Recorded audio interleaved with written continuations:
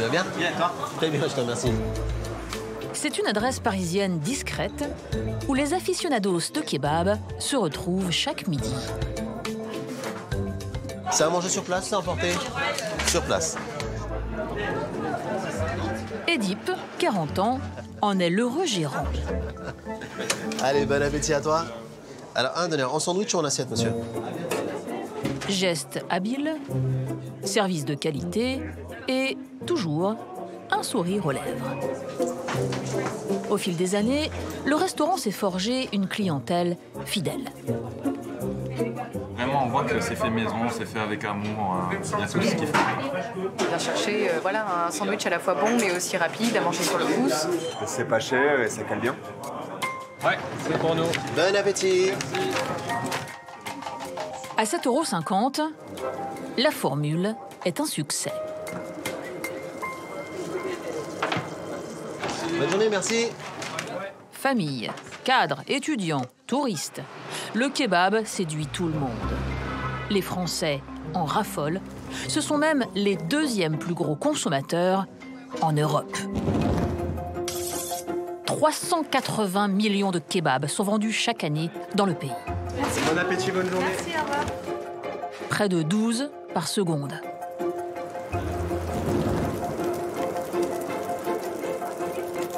Peu cher, facile à déguster, ce sandwich ne coûte que 5 € en moyenne. Le marché du kebab représente près d'1,2 milliard d'euros chaque année.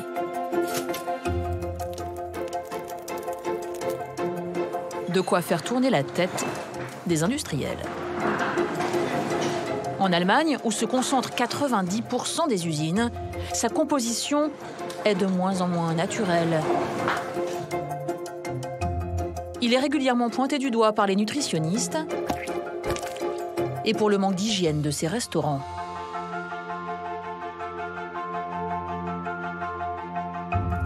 Mais le kebab mérite-t-il vraiment sa réputation de roi de la malbouffe? Et sa consommation peut-elle avoir un impact nocif sur notre santé? Enquête sur les rouages bien huilés des professionnels du kebab.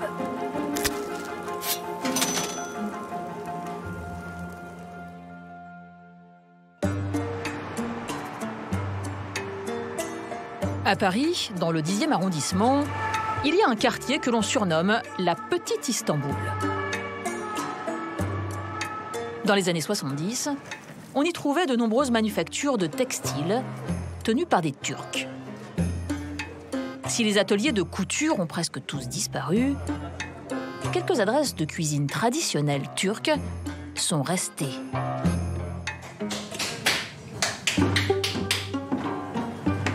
Comme chaque matin, Édipe descend s'occuper de son petit carré de viande du jour. 20 kilos de poitrine de veau qui vont composer sa broche.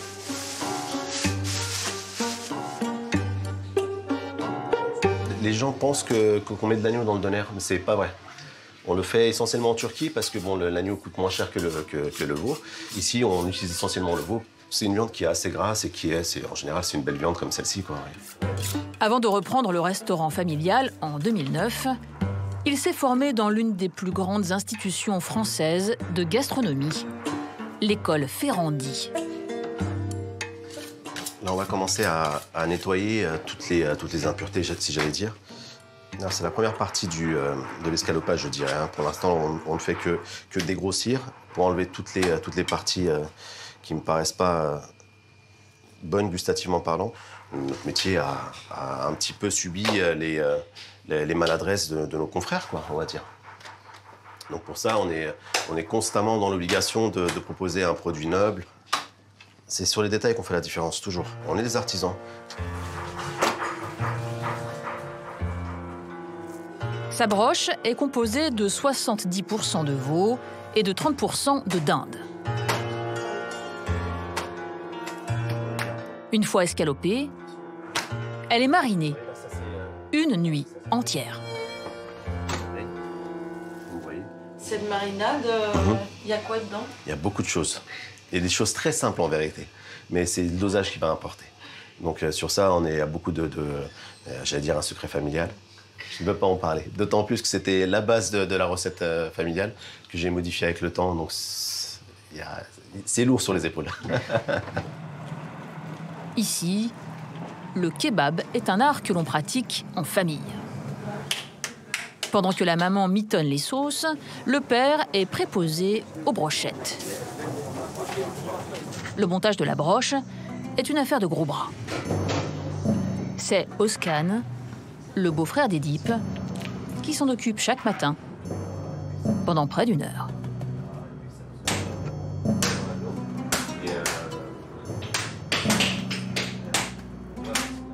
Cette technique musclée permet de chasser l'air entre les morceaux de viande. C'est un kiné de la viande. On masse la viande pour qu'elle se sente plus souple. Chaque geste est étudié afin de réaliser la boule de viande la plus homogène possible pour faciliter la cuisson.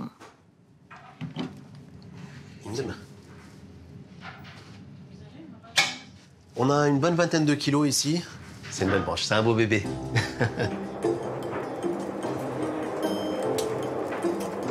Le pain aussi est fait maison. Les légumes coupés finement à la main. Il faut plus de 5 heures pour préparer l'unique service de la journée qui commence à midi. Nos sandwichs, on est passé très tradis. Une salade iceberg qui supporte un petit peu la chair, donc qui reste un petit peu croquante. Une salade d'oignons et de persil. On met une épice qui s'appelle le sumac à l'intérieur, ça apporte un petit peu d'acidité. Ajoutez à cela des tranches fines de viande bien grillée et un trait de harissa, une sauce épicée.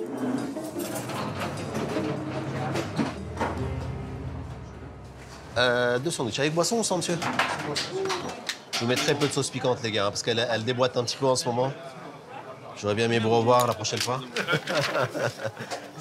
La 62, c'est à toi. Et voilà le secret d'un kebab réalisé dans la plus pure tradition. Mais quelle est son histoire? Tout commence au Moyen-Âge, à l'époque où l'Empire ottoman règne sur toute une partie de l'Europe et du Moyen-Orient. La légende raconte que les soldats ottomans auraient eu pour habitude de faire griller des bouts de viande sur leurs sabres. D'ailleurs, kebab, cela signifie griller en turc ottoman. Jusqu'au jour où, au 19e siècle, un Turc a l'idée de mettre la broche à la verticale. C'est très pratique, la verticale. On peut empiler de nombreux bouts de viande et, en un seul coup de couteau, ça fait plein de petits morceaux savoureux. Cette idée révolutionnaire aurait vu le jour à quelques dizaines de kilomètres de Constantinople, appelée aujourd'hui Istanbul.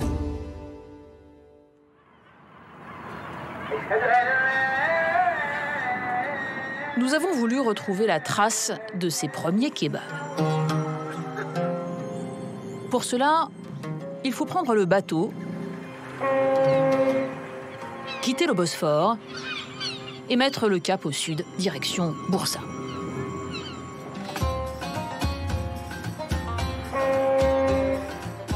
Cette ancienne capitale de l'Empire ottoman est connue dans le monde entier pour la viande de ses kebabs.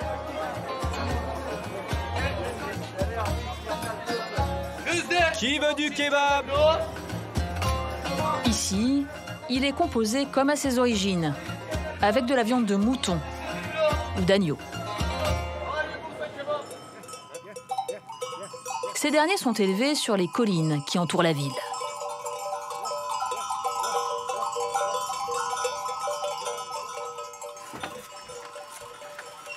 Pousse-toi.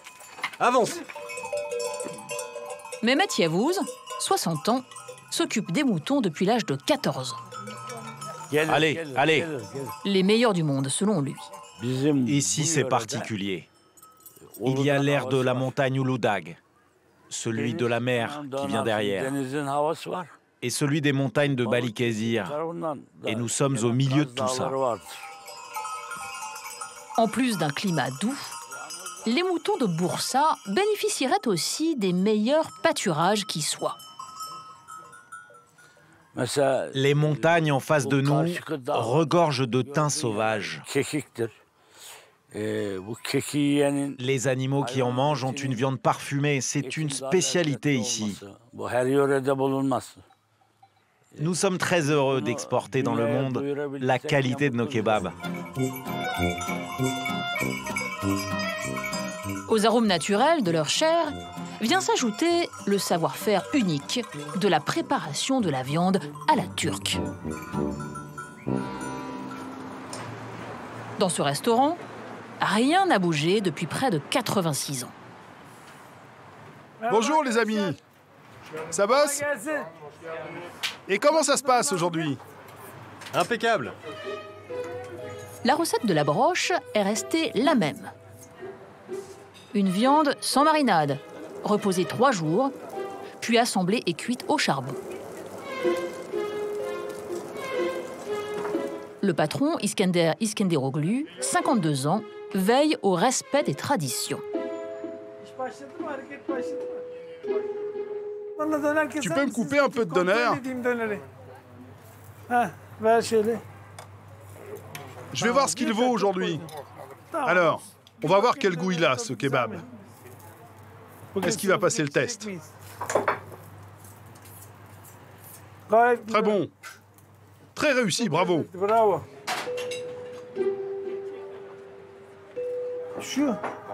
Là, il y a un trou. Ça manque un peu de viande. Ali, rajoute une bouchée. Si le patron est un peu tatillon, c'est qu'il porte sur les épaules le poids d'un lourd héritage. Il y a 152 ans, c'est son grand-père qui a inventé le doner kebab tel qu'on le connaît. Mon grand-père, Monsieur Iskender, a eu l'idée de dépouiller la viande de ses nerfs, de ses tendons, de la peau, et de la disposer sur une broche perpendiculaire, face au feu, avant de la découper finement avec un couteau adapté. En faisant cela, il a aussi créé un goût inexistant auparavant. En mélangeant les viandes et en créant une nouvelle viande au goût unique. À en croire l'héritier, le kebab ne serait pas seulement une révolution gustative. Avec cette cuisson, il y a une forme de justice sociale, puisque tout le monde a le droit à une viande de même qualité. Son aïeul lui a aussi légué sa recette. Pain en morceaux, yaourt, sauce tomate, agrémentée de quelques poivrons. La viande de mouton est déposée et arrosée avec une touche finale à faire pâlir n'importe quel nutritionniste.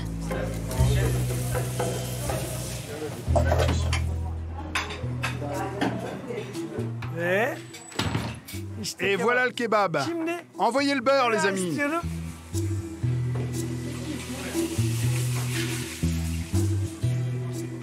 Et ce n'est que du beurre.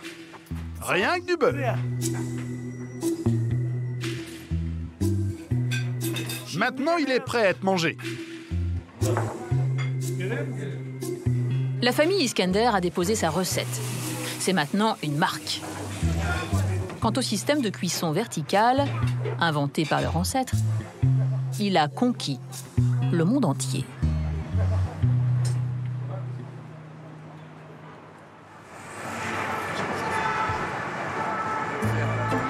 En France, des entrepreneurs ont misé sur ce sandwich populaire. Des chaînes spécialisées se sont même créées. Comme celle-ci dans le 11e arrondissement. Ici, les temps de préparation sont chronométrés pour gagner en rentabilité. Pour les 30 kilos de légumes, la machine a remplacé le couteau.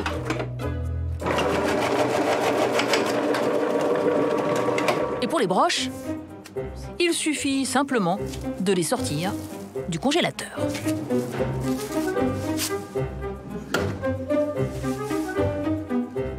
D'abord, on va ouvrir l'emballage pour préparer le viande pour le service de midi.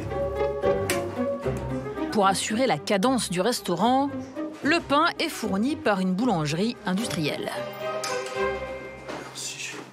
On a en moyenne entre 350 et 600 pains en fonction des journées. C'est une bonne moyenne, je dirais. Celui qui a imaginé cette organisation millimétrée, c'est le patron, Firat Arkassu. Il n'est pas cuisinier, mais il est d'origine turque et c'est un ancien commercial. Bonjour, bonjour. Ça va, chef? Ça va, beau gosse? Et toi?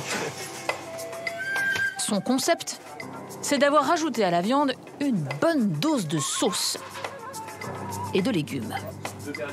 Ça fait baisser son prix de revient et ça donne un côté plus sain à son sandwich.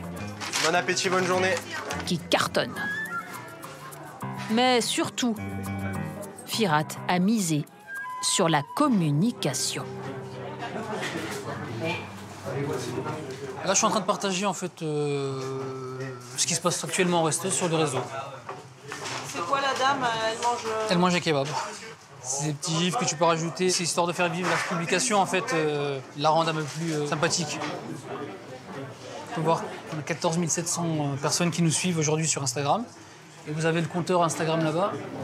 C'est une stratégie marketing. C'est le nerf de la guerre, les réseaux sociaux. Son fait d'armes, c'est une vidéo réalisée par deux youtubeurs très connus. Le chef qui va bien. On va tester un kebab Deluxe. Elle a été visionnée près de 6 millions de fois. Bœuf de Kobe, sauce blanche au citron. Depuis, Firat a multiplié les partenariats comme celui-ci, s'offrant ainsi une publicité gratuite auprès d'un jeune public. Ce restaurant, je l'ai connu grâce à une vidéo qu'un youtubeur. Voilà, c'était ce youtubeur-là. Je me suis dit avec des amis, autant y aller et j'ai directement accroché. Et j'avoue que ouais, on n'est pas vraiment déçus. Rapport qualité-prix, c'est bien meilleur que certains grecs à côté sur Paris. Ouais, ça marche bien, bah oui. Bah oui, sinon on n'aurait pas autant de sollicitations. On a pas mal de gens qui veulent franchiser, on a pas mal de gens qui nous posent des questions, on a pas mal de gens qui nous ont copiés. Tant bien que mal. Et non, ça marche bien. On est content de... C'est une belle aventure. Firat dégagerait ainsi près de 60 000 € de marge par mois. Une somme importante qu'il doit en partie à ses broches, produites de manière industrielle.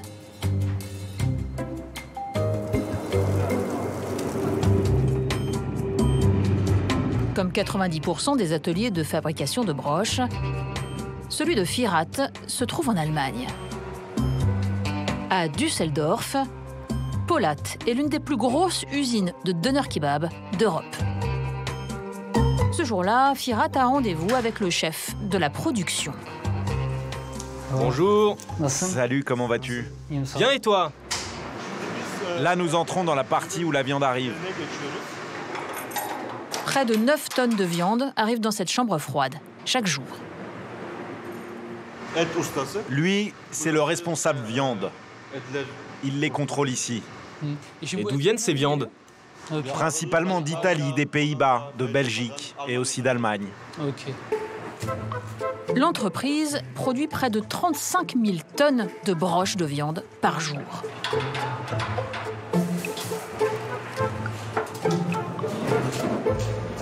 Chaque année, on s'agrandit. C'est parce qu'il y a beaucoup de gens qui aiment le kebab. Le secteur du kebab est un marché en pleine expansion. Avec 15% de croissance par an, l'entreprise Polat réalise un chiffre d'affaires de 38 millions €. Et là, en fait, c'est la confection des broches. Chaque semaine, 50 tonnes de doner kebab sont fabriqués pour les restaurateurs français. Dans cet atelier, 85 employés confectionnent 3100 broches par jour. Nous embrochons les donneurs au poulet avec des épices de couleur claire. C'est ça qui se vend le plus? Oui, c'est ceux-là qui se vendent le plus en France. L'entreprise propose 18 variétés de broches différentes. De la plus chère, fabriquée avec du veau, à la moins chère, composée exclusivement de poulet. Non, nous, ça ressemble plus à ce qui est là-bas.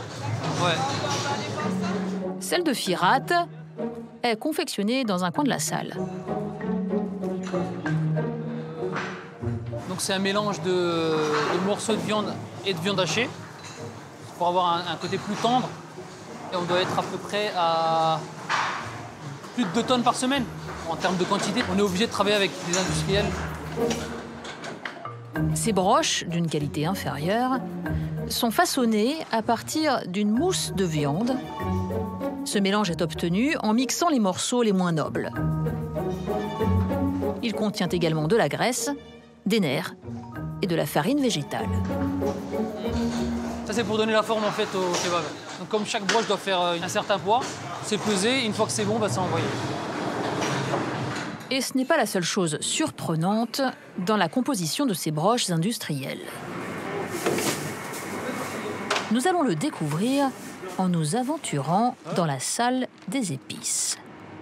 Là, on a du paprika, par exemple, paprika doux, l'origan et du sel. Mais en plus de ces produits naturels, les industriels ajoutent un composant chimique controversé, le phosphate, un additif à base de phosphore. Comme le sel, il retient l'eau et permet à la viande recomposée de tenir d'un bloc. On reçoit des sacs tout préparés, mais on n'en met pas beaucoup. Il n'y en a pas beaucoup. C'est minime, mais voilà, c'est... C'est obligatoire. Ouais, c'est obligatoire, il dit. Sans le phosphate, le donneur s'effrite, il se casse, il ne se tient pas.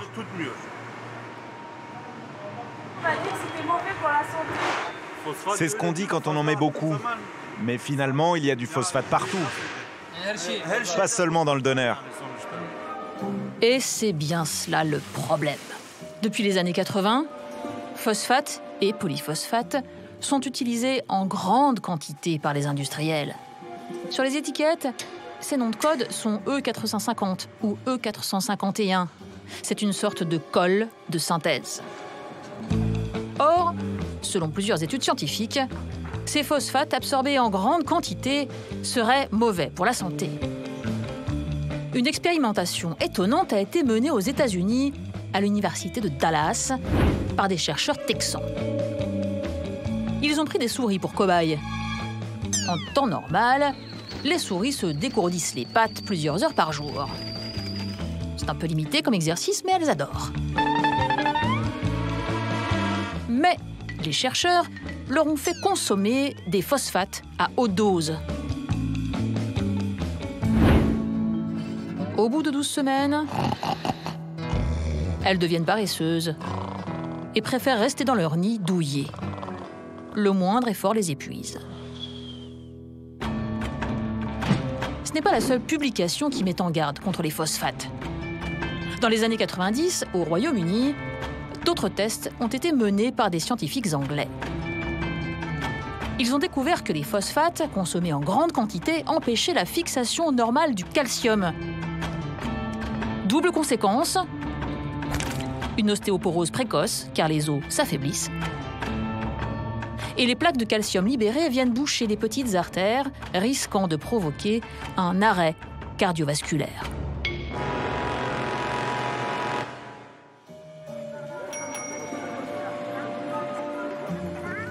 Pour toutes ces raisons, les phosphates sont interdits dans de nombreux aliments, comme dans les steaks de nos hamburgers. Mais alors pourquoi sont-ils autorisés dans les broches de kebab congelés ? Tout s'est joué en décembre 2017 à Bruxelles. À cette époque, l'Union européenne légifère sur l'utilisation des phosphates dans les kebabs. Et l'affaire semble pliée. Plusieurs autorités de sécurité sanitaire ont confirmé en 2013 les risques des phosphates sur la santé. C'était sans compter la formidable puissance de frappe des lobbies des industriels du secteur. Pour influencer le vote des parlementaires, ils font croire aux députés qu'il est impossible de faire des broches de kebab sans phosphate et que la survie de la filière est en jeu. Une fake news relayée par une eurodéputée allemande. En interdisant les phosphates, nous devrions perdre près de 200 000 emplois à travers l'Europe. Et cela entraînerait une perte de plus de 10 millions d'euros par jour. J'envoie ce message à tous les citoyens parce que nous ne souhaitons pas que le kebab soit interdit dans le futur en Europe. Camille Perrin est membre d'une association de défense des consommateurs européens qui lutte pour l'interdiction des phosphates. Elle assiste effarée à cette campagne de désinformation. Le sujet a vraiment fait le tour de l'Europe. On a vu des articles de presse dans des journaux sérieux qui disaient que voilà, l'Union européenne veut interdire le kebab. C'était absolument pas le débat, évidemment, mais ça a pu peser dans la balance. Mais cela va plus loin. L'acte 2 est savamment orchestré en coulisses par un courrier envoyé aux députés quelques heures avant le vote. C'est l'organisation européenne pour la rôtisserie et le kebab. On n'était même pas au courant de leur existence jusqu'à ce fameux dossier. Ça nous a permis de découvrir encore plus de lobby que ce qu'on soupçonnait. Voilà, ce lobby a écrit aux députés, à la Commission européenne, pour leur expliquer qu'ils avaient absolument besoin de ces phosphates, ou sinon les broches se déliteraient. Enfin, c'était absolument impossible de continuer à produire leurs broches de viande sans ces phosphates. Il y a eu effectivement un fort lobbying et qui a porté ses fruits. Voilà comment, le 13 décembre 2017, à 3 voix près, les eurodéputés valident l'utilisation des phosphates dans les broches de kebab congelés, malgré les risques possibles pour la santé des Européens. Mais les phosphates ne sont pas le seul danger qui guette les mangeurs de kebab.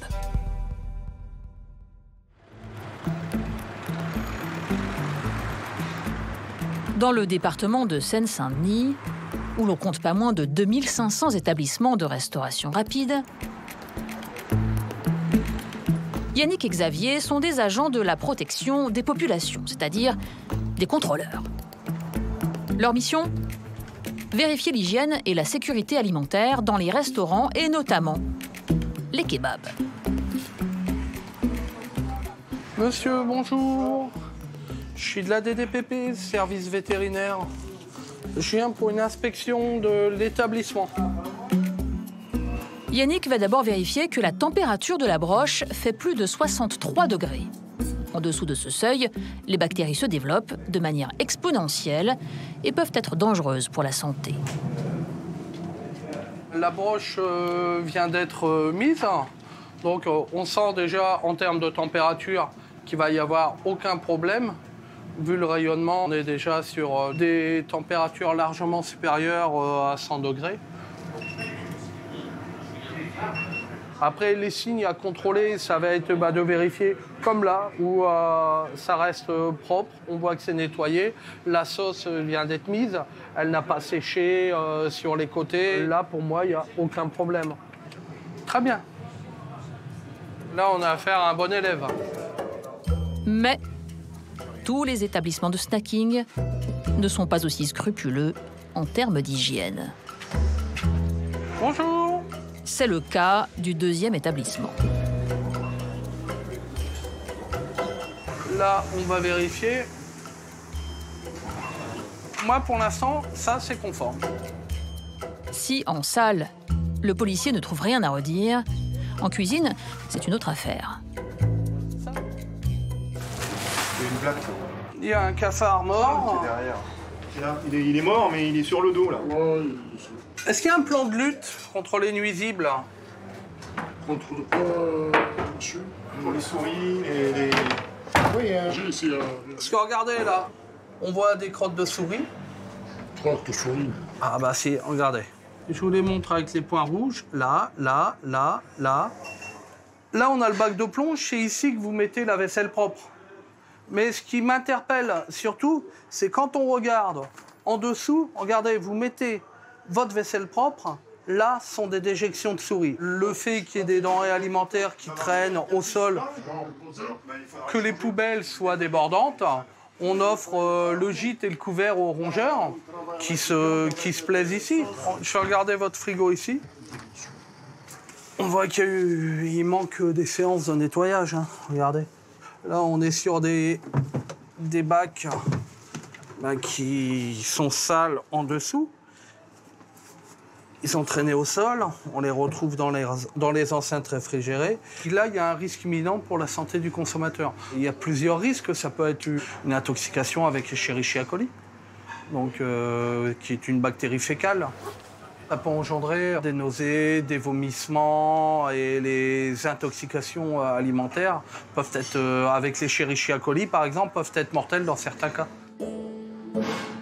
Cette situation est en partie due à un manque de formation du personnel sur les règles d'hygiène de base.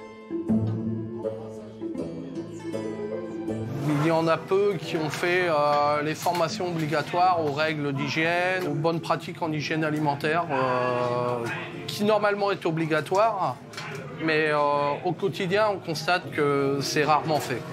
Tu fermerais pas? Si, je le ferme. Si. Ah non, la question se pose même pas. Quelques jours plus tard, suivant les recommandations de Yannick, le préfet a ordonné la fermeture administrative du restaurant pour manquement grave aux règles d'hygiène.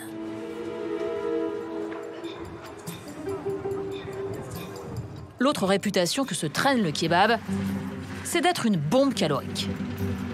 Mais cette réputation est-elle méritée ? Le kebab est-il pire que d'autres sandwichs de fast-food ? Pour le savoir, nous avons dû commettre un sacrilège chez un médecin nutritionniste. Ah ben, quel plaisir de découvrir ça. Ça, c'est vraiment la nourriture que je ne vois pas très souvent, en tout cas dans mon assiette. Donc déjà, il y a l'odeur qui est réjouissante. Ça, c'est vraiment des choses purement industrielles. Pour nous, Arnaud Cocolle a accepté de comparer un hamburger d'une grande chaîne de restauration à 7,50 €, un kebab bon marché à 6 € et une pizza industrielle à 8 €. Ce type, en tout cas, de plat, pour moi, c'est le pire. Donc, l'Oscar est accordé au kebab. On flirte avec les 1000 calories. Vous voyez, le pain, c'est le truc, je veux dire, c'est vraiment ce qu'il y a de pire. C'est-à-dire, c'est ultra raffiné. On est dans l'alimentation ultra transformée. Le poulet, c'est du gras que vous mangez. C'est pas de la viande noble. Donc, vous mangez de la graisse. Là, vous mangez du sucre à l'état pur. C'est-à-dire, c'est les morceaux de sucre. Puis là, vous mangez, je sais pas quoi. Je sais pas à quoi ça ressemble, ça. Là, le pain, il paraît un peu plus appétissant. Vous voyez ? Il y a un steak également, c'est de la viande sur laquelle il y a une traçabilité qui est un peu plus grande. Je pense que le steak que vous voyez ici est de meilleure qualité au point de vue nutritionnel et au point de vue quantité d'acide gras que ça. Ça, pour moi, c'est ce qu'il y a de pire, parce qu'on voit bien, je veux dire, c'est dégouline de gras. Vous voyez bien que c'est luisant, même à la caméra, je ne sais pas si on voit bien, mais on voit bien que ça brille. Vous voyez ? Donc, ça brille parce que c'est rempli de lipides. Vous allez huiler, vous allez faire de la gomina pour les cheveux, après. Donc, le moins pire, ça pourrait être la pizza, parce qu'il y a un petit peu de champignons, quand même, dans ce qu'on voit. Voilà notre kebab rhabillé pour l'hiver. C'est épouvantable. Mais certains restaurateurs veulent aujourd'hui en finir avec cette image de malbouffe. Des vendeurs, nouvelle génération, qui parient sur des recettes innovantes.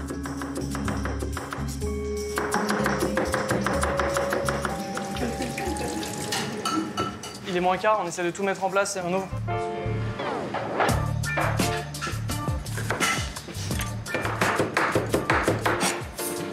À 26 ans, Noé Lazare dirige avec entrain sa brigade de 4 cuisiniers. Est-ce que tu peux allumer les friteuses à l'asine, s'il te plaît? Noé est passionné de cuisine. Il y a 1 an, il a ouvert son premier restaurant de kebab aux légumes. C'est bon, monsieur. À la recette classique, salade, tomate, oignon, il ajoute des aubergines, des poivrons, des carottes et des courgettes frites. Autre différence, la broche. Elle est composée de 30 kg de blanc de poulet mariné. Rien que visuellement, vous voyez que c'est très différent d'un kebab classique. Là, vous avez vraiment beaucoup de légumes grillés et toujours ce fromage qui à la fois donne une odeur et un goût bien différent quand vous le mangez. Un concept simple qui fait recette. Malgré le prix, 7 €, soit 2 € de plus qu'un kebab classique, et voilà. Noé vend en moyenne 300 kebabs par jour.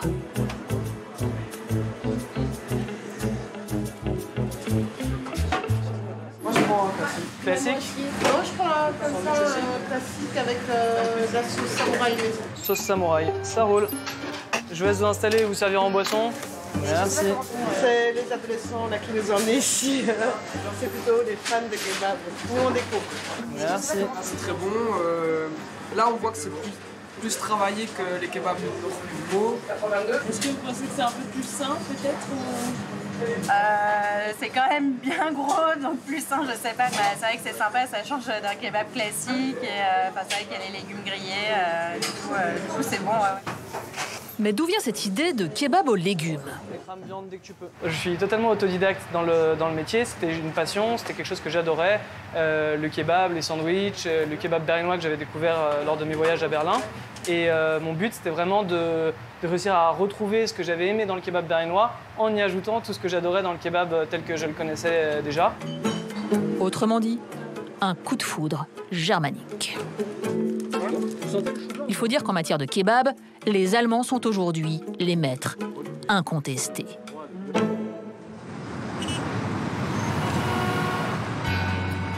Depuis des décennies, au même titre que le mur ou la porte de Brandebourg, le kebab est devenu un des symboles de la capitale allemande. Et l'une des raisons à cela, c'est que Berlin compte la plus grande population turque au monde en dehors de la Turquie. Près de 5% de ses habitants. Ce jour-là, à Kreuzberg, le quartier turc, Noé a choisi de retourner aux sources de son sandwich préféré. Alors. Bonjour. Tu veux un sandwich avec quelle sauce? Ail? Yaourt? Avec tout. Ok, c'est parti. Merci. Est-ce que je peux prendre des photos? Bien sûr. La viande, c'est du veau? Oui. Ici, on est chez Azir, c'est un restaurant traditionnel turc. Ce serait eux qui ont décidé de prendre la viande de kebab telle qu'on la connaît pour la mettre dans du pain et en faire le sandwich qu'on appelle kebab aujourd'hui. Salade complète? Allez, complète. C'est le frère de cet homme, Mehmet Ayoun, qui aurait eu le premier l'idée de mettre de la viande de kebab dans du pain. Tout est OK? Tout va bien? Regarde comment il bouge son popotin. C'est un danseur. Au départ, il cherchait juste à faire un sandwich au goût des ouvriers turcs. C'était en 1971. Il ne supposait pas que ce pain au bout de viande séduirait le reste du monde. Il y avait mon grand frère, moi, mon oncle, toute la famille avec les 6 frères. Au début, c'était un petit restaurant, puis ça a grandi. Nous avons monté toutes les marches, jusqu'à ce que nous avons aujourd'hui. Tip top. Le vrai kebab turc, le seul, est ici. Les kebabs existaient déjà depuis 300 ou 400 ans. Mais nous avons inventé le kebab en sandwich dans le pain, chez Azir. Ça, c'est ma recette préférée. Danke. Allez, goûte. Mange ces sublimes arômes.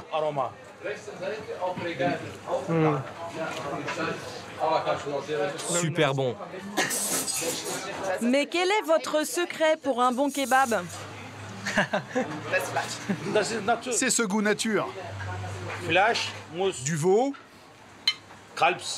La viande doit être tranchée et marinée, juste avec du yaourt, des oignons, du sel et du poivre. Et c'est tout.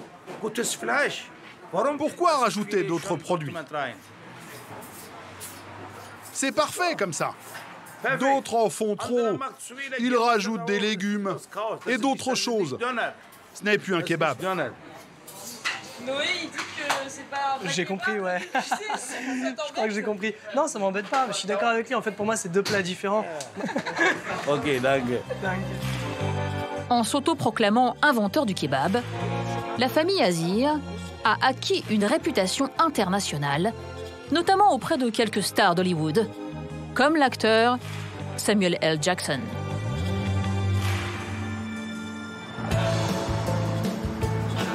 Mais à Berlin, il n'y a pas seulement le kebab des puristes. Il y a aussi des nouveautés, des saveurs jamais osées. C'est cette inspiration que Noé est venu chercher. En particulier chez Denise, le fondateur d'un restaurant de kebab branché. Bonjour, enchanté. De même, enchanté. Les clients peuvent débourser jusqu'à 14 € pour une simple assiette. Ambiance tamisée, service en salle, avec des couverts. On est loin de la street food.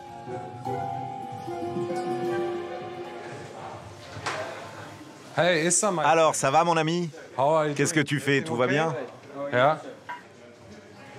On utilise du poulet et du bœuf. Ce qui a fait sa réputation, ce sont ses accompagnements surprenants. Des morceaux de mangue fraîche, avec des érelles, ou encore des asperges vertes. Ici, on a quelque chose de spécial. La reine de notre cuisine, c'est la truffe. On en met juste une seule dedans pour que nos employés ne les mangent pas toutes.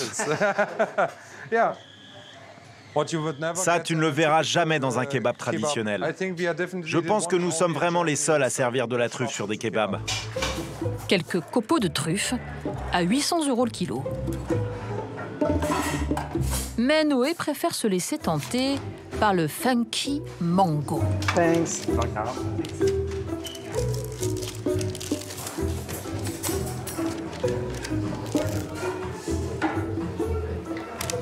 La sauce, on sent bien la mangue dedans. Pareil pour les bouts de mangue et tout.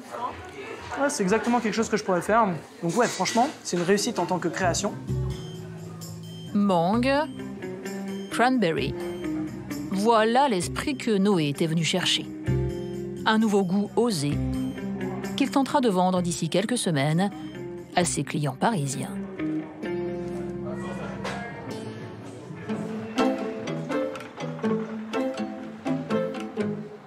Après avoir décortiqué les kebabs dans tous les sens, nous avions besoin d'experts pour trancher sur le goût. Pour remplir cette mission calorique, nous avons fait appel à une famille au grand complet. Le père, Raphaël, la mère, Elsa, leurs deux ados, Tom et Félix, et enfin, la petite dernière, Paloma. Nous leur avons confié la lourde tâche de juger les kebabs que nous avons sélectionnés. Regardez les garçons, sous cloche.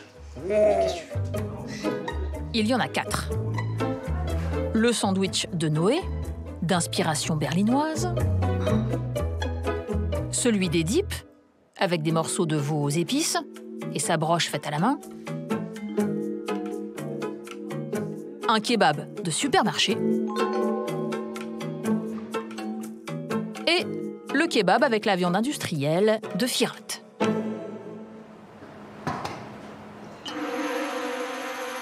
Le premier kebab à passer sur le grill est le sandwich de Noé, au poulet et aux légumes frits.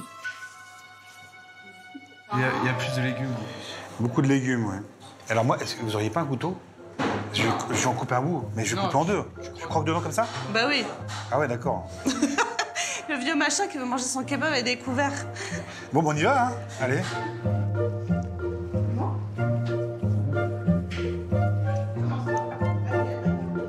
Moi, je trouve que le chou, ça peut penser à un sandwich falafel, sans la sauce. Enfin, pour moi, c'est pas un kebab. Mais c'est un sandwich qui est très très bon. Hein. Ça fait moins malbouffe que ceux de d'habitude.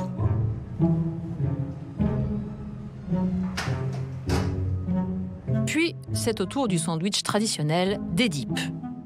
Celui dont la broche est faite à la main. C'est bon. Je préfère celui-là.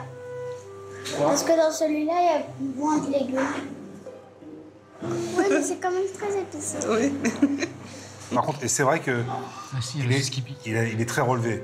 Hein, il est piquant. Hein. Il pique beaucoup. Le fait que ce soit épicé, ça masque le goût quand même pas mal. Ouais. Classique. Bah, enfin, en même temps, celui-là, vous l'avez fini aussi. Hein. Pour corser un peu le jeu, nous avons voulu tester les qualités gustatives d'un kebab du rayon frais d'un supermarché. Ouais, rien de spécial. Je suis un peu dubitatif, je sais pas. Pourquoi pas? C'est une expérience. Quand on le voit comme ça, on n'est pas sûr d'avoir envie de goûter. Bah non, moi j'ai pas envie de goûter là.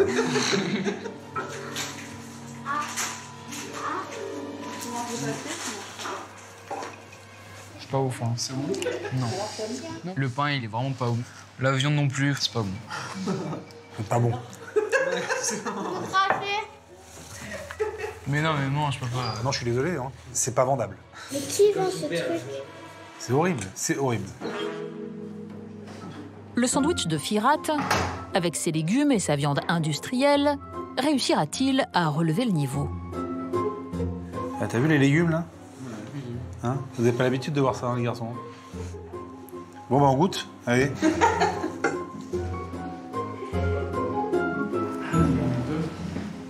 Je trouve que c'est très bon. Toi aussi, t'aimes bien? Moi, je trouve que c'est plus frais. Il y a beaucoup plus de légumes. Et ça paraît plus sain. Et bon, là, franchement, la viande est très bonne. Enfin, moi, je me trompe, mais j'ai l'impression d'avoir de la très bonne viande. Il y a du goût. C'est pas gras. C'est de la viande industrielle, en fait. D'accord. Avec plein d'additifs, des phosphates. Oh là là! Bah, c'est incroyable, mais comme quoi. Hein. Mais bah, moi, j'ai bien aimé celui-ci. Bah, je trouvais qu'elle avait du goût. Mais c'est peut-être pour ça, en fait, qu'elle a du goût. Ouais, elle est pleine d'additifs, elle est traitée. Enfin, c'est gênant de manger de la viande industrielle, quoi. Pourquoi? Bah, quand tu en manges une fois de temps en temps, c'est pas très très grave. Mais tu vois, si vous en mangez une fois par semaine, il y a plein de choses qui sont pas forcément super bonnes. Ça peut être dangereux pour vous. Donc je vous déconseille de manger un produit comme ça, même si je l'ai plébiscité.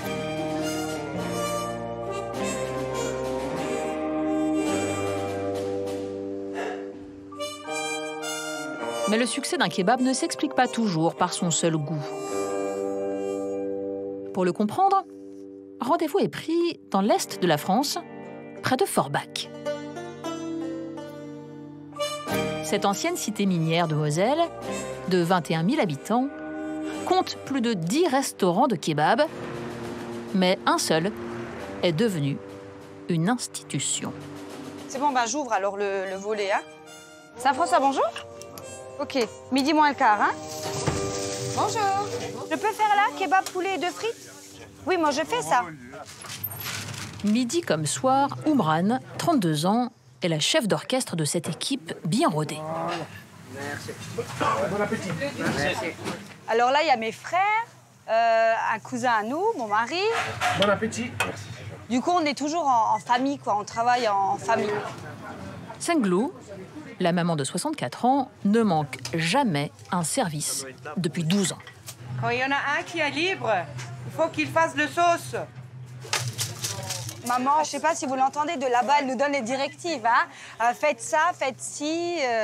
Elle est présente, c'est la maman, quoi. Hein. Avec un sandwich peu cher, à 4,50 € et un vrai sens de l'accueil, tu me fais pas un bisou aujourd'hui? Oumran et sa famille ont fidélisé les habitants des alentours. Salut, ça va? Ça va, merci. Oh, merci, bonne merci journée, à toi, bonne journée, à bientôt. Ciao, ciao, ciao. Vous venez souvent ici? Ça fait déjà longtemps que tu viens très maintenant. très longtemps, bah, ça fait plus presque... Bah, dès qu'on a ouvert, hein. Ça fait presque... Ça va faire 12 ans. 12 Ouais. ans.